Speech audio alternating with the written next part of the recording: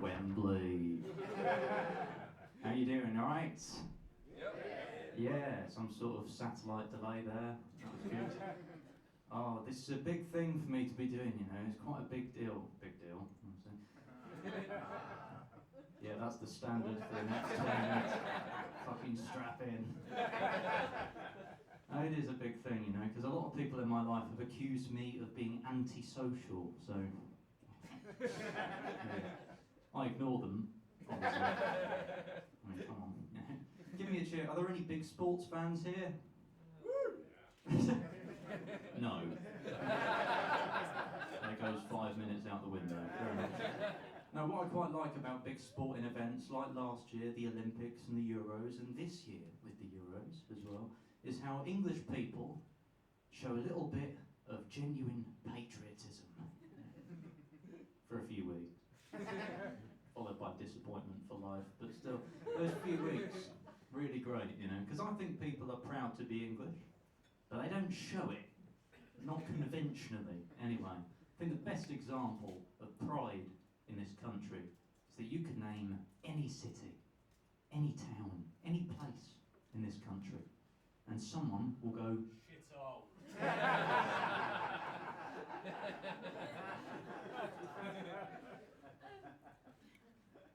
And they're right. Every single time, right? For example, I was in Hull. There we go. That was instant, I love that. Should have been everyone. We'll work on it, that's fine. I've got time, you know. But I was there the year it was voted the City of Culture. Yeah, that's not even a joke. That actually happened. The City of Culture. Now, me personally, when I think of culture, I think of the Eiffel Tower, the Louvre, you know? That's what I think of.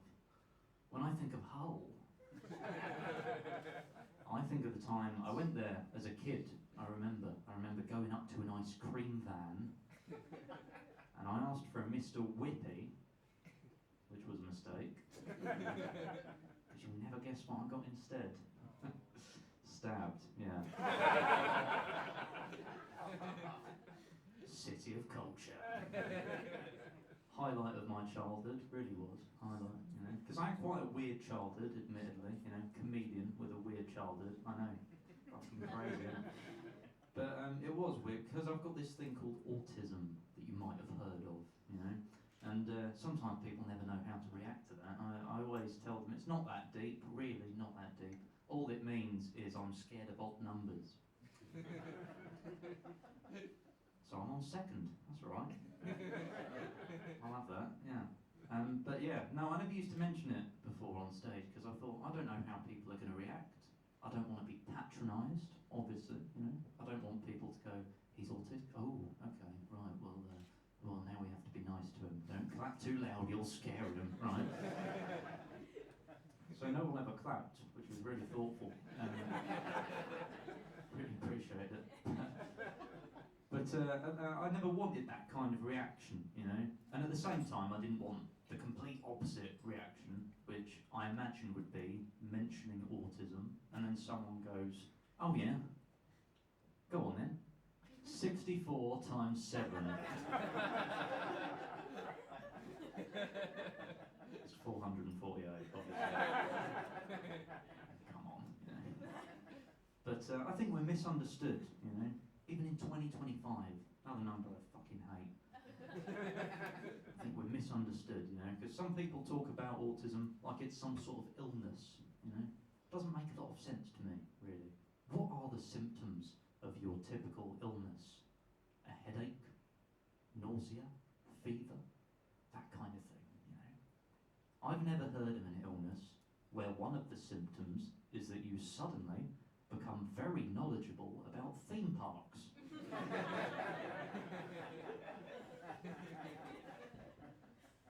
But that's the one I've got. I don't really know why, that was my obsession as a kid, it was theme parks.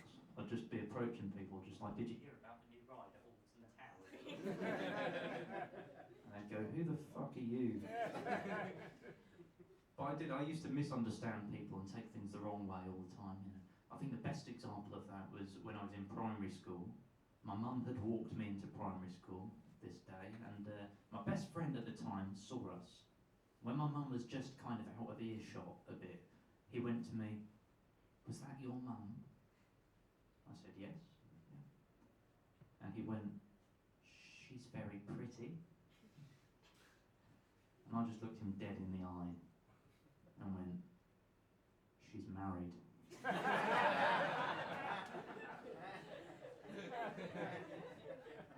Weirdo. We've lost contact now, but never mind. But yeah, I've got a friend who came and visited me recently, and he's a very enthusiastic person, much more so than I am, if you believe that, you know. But he's like a Labrador, you know. He's not, obviously, as a person, but he's like a Labrador. Really excitable, you know. And we were walking about, and he saw a church, and he went, "Oh, to be fair, churches are sick, aren't they? Yeah, let's go in, yeah." And I really matched that energy. I went, "Yeah, alright. If you want." I thought, "Have you never seen a church before?" We wanted to explore the church, so we went in, and a nice little old lady approached us and said, "Are you here for the 2:00 service?" And for some reason, he went, "Yeah, we are. Yeah, sure. Yeah, let's go. Yeah." And where he thought he was, but we're just in church, in complete silence. You've never heard anything. Well, you never heard. It's fucking silent. And he's typing sinister messages to me on his phone, just like, "You know, we can't leave now." We did leave during the first hymn. You know? A lot of people did, which, looking back, seems a bit harsh actually, because it was a banger. One of the whole world in his hands. You know? One of the exactly. People are just going, "Oh, how that takes me back to my fucking days." That comes on in the club, you see a fucking mosh pit that's unholy. But yeah, no, maybe we should have stayed. But no, I actually went over to the choir. I said, "Do you take requests?" Biggie Smalls. Something like that. Kanye. Why not? You know? The song Power. No one man should have all that power. I think they should play that in church.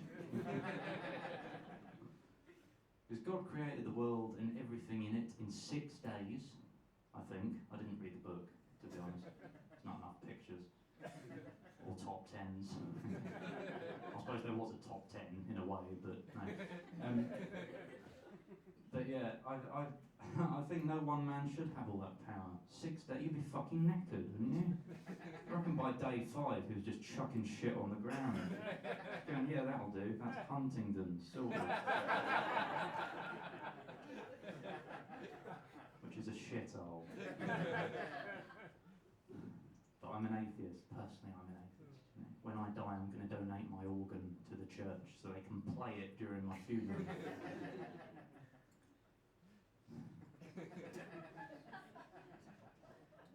Oh, yeah. Anyway, fucking mental joke, that one, isn't it? I got myself a job recently. Yeah, I was about that excited as well. But the bit that excited me the most was not having to look for a job anymore. You know? Not having to go to job interviews. I fucking hate them because they ask these weird questions where they kind of want a specific answer and you have to work out what they're getting at. I just answer things very honestly. So I had a job interview at an American diner, basically to make milkshakes all day, you know. And the first question they asked me was, "What does love mean to you?"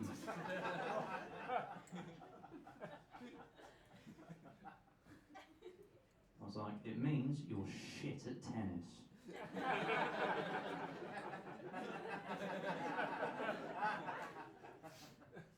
"What do you want from it?" I was just like, "I don't know, milkshakes." Is that right? Didn't get the job. But yeah, I also went to a job fair, which was quite disappointing. You know? I didn't know what a job fair was until I turned up there, and I was just like, "Oh, this isn't what I thought it'd be." I thought we'd be like writing CVs on the Dodgems or something. I'm afraid not. Does anyone here have any irrational fears? Shout them out. Any irrational fears? Big spiders. Big spider? I think that's rational. I'd probably fucking run off if one turned up. I've asked that question a few times, and one woman said to me, tornadoes. And again, I was like, I think that's fairly rational.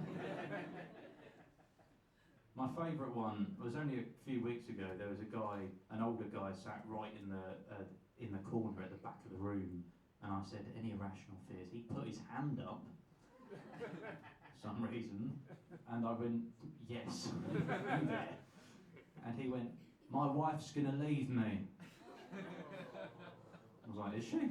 Fucking hell. Sorry to hear that. Not really relevant, but sorry. My irrational fear, people tell me it's irrational, is the virtual assistants that pop up on the computer. You see a picture of a person with a headset on, and it's just their smiling face with a speech bubble that goes, "Hello, I'm your virtual assistant. How can I help you today?" That scares the shit out of me. Yeah. Because any second, that blank face that's apparently talking to me, any second I'm waiting for that mouth to move and just go, "Help. Help me.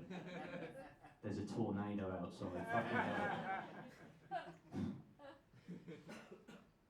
But yeah, honestly, what else can I tell you? This is all part of the set, obviously. This is the part of the set where I remember what else I can tell you. I did a film degree at uni a few years ago. I'm a big film and TV fan. One TV show I don't like too much, if I'm honest, is the news. I think it's shit.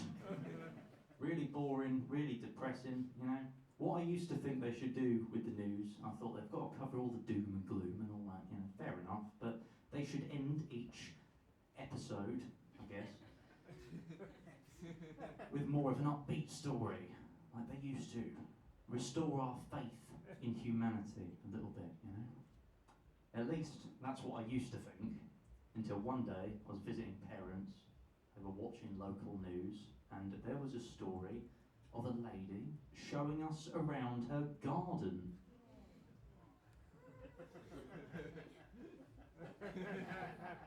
My garden, yeah, this is my garden here, and these are my plants over here, and well, more plants over in this bit as well, and this is a shot of me watering my plants, and a shot of me sitting in my greenhouse, talking about my fucking plants. And it was at the end of this 5-minute segment that I thought to myself, maybe war's not that bad. Maybe we need more floods, you know? I'm a young guy, but I think I'm an old soul, you know, because I'm starting to despise social media, you know, especially things like Facebook. Everything on there is intended to make you jealous or angry, you know. And I read something on there recently that said, if you were born between the years 1996 and 2002, it's time to start thinking about your first child.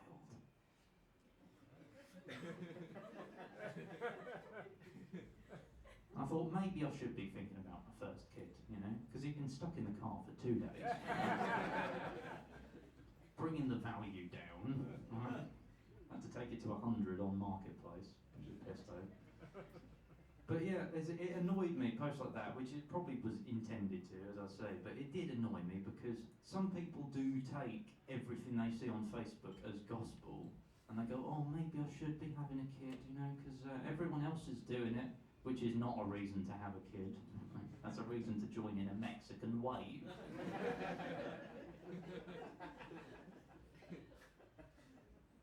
If you must, I suppose.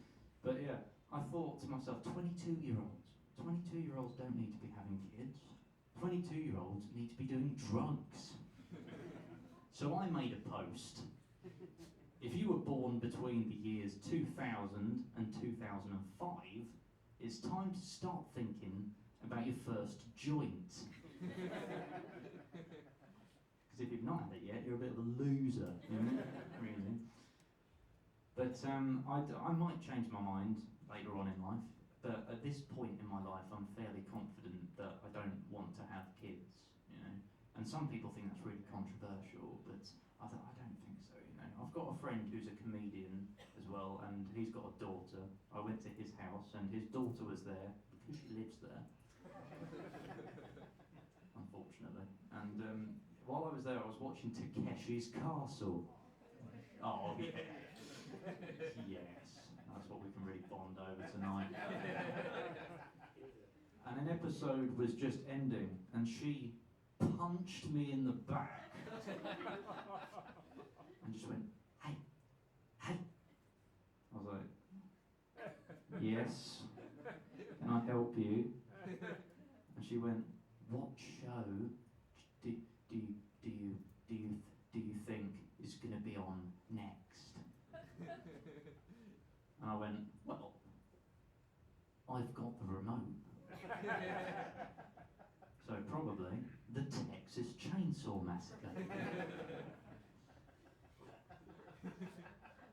And she loved it, really, she did. Possibly too much. She was laughing at one point, taking notes and shit. I was like, okay, good. And then we moved on to the Scary Movie franchise, and she was critiquing that as we went along. She's going, that's not realistic, is it? I went, no, it's fucking not, you're right. We could make a better film than this, you know? By the end of the night, it's quite surprised me, you know? I went over to my comedian friend and said to him, if you ever need anyone to come over and babysit, I'd be quite happy to, you know, watch horror films all night. But he said she probably wouldn't need babysitting on account of the fact that she's 21 years old. At which point I offered her her first joint. Nice little panto cheer there. So you know you've done well. I'm a single man. I recently read something about relationships online, on Facebook, so it's true, obviously, that said, I didn't know this, right? It said, when a woman is attracted to you, she will speak to you in a higher pitched voice. Didn't know that. Did not know that. I thought, actually, that makes a lot of sense to me, you know? Because all the women that I talk to sound like Barry White. I went up to a woman who was with a group of friends. I thought, I'll try and strike up a conversation. And she very quickly turned to her friends and went, one second, girls here. What do you want, dickhead? I was like, what? Where am I going wrong here? I worked it out eventually, All it was, just talking to the wrong people, you know, wrong demographic. So I moved on to older women. Now that's my type. I like it now when the woman asks for my phone number and then I have to show her how to put it into her phone. One more time, Mavis, we can do this. Create a new contact.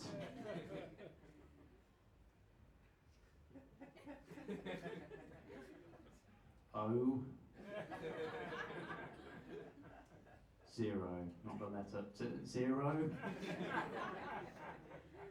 7. That's a pound sign. You've turned the torch on.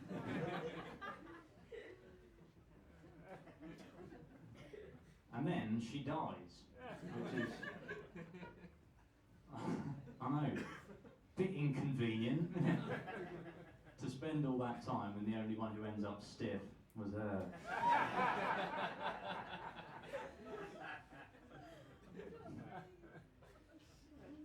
That's exactly what she said. That is a shame, it really was. Because Mavis was doing quite well for herself as well. Her garden was shown on the news and everything. think that's probably a good enough image to leave you on. Thank you very much, you've been awesome. I've been Jack Channell. Thank you.